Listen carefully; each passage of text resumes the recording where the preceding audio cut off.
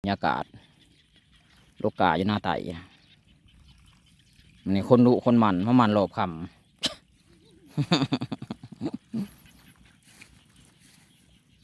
มาอยู่หน้าคือเก่าพี่น้องเอ้ยบรรยากาศยามแรง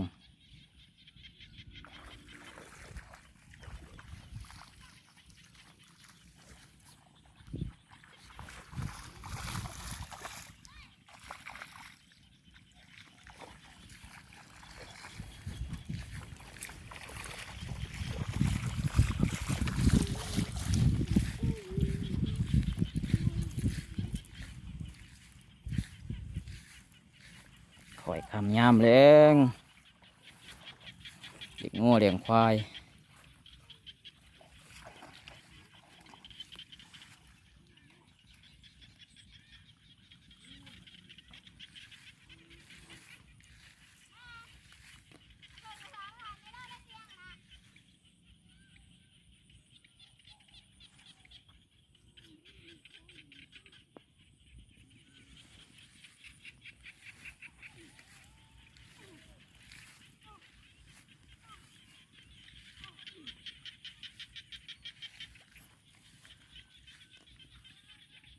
พังเสียงกบเขียดห้อง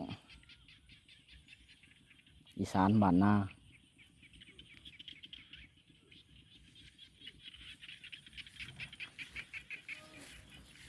มันกระชุดอยู่ในบ้านเฮานี่แหล้ว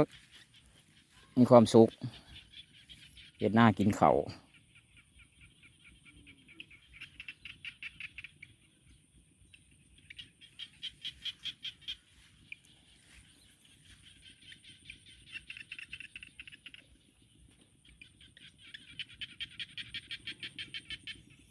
ผู้ดำก่อนก็ขึ้นโกผู้บ่ทันดำก็ปลาเลยเป็นธงเลย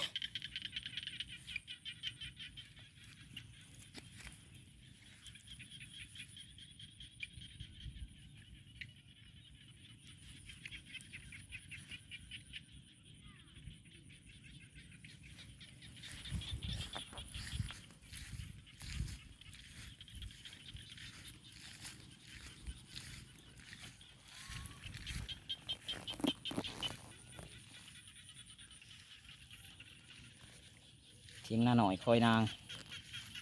อยู่ทงไห้ทงนา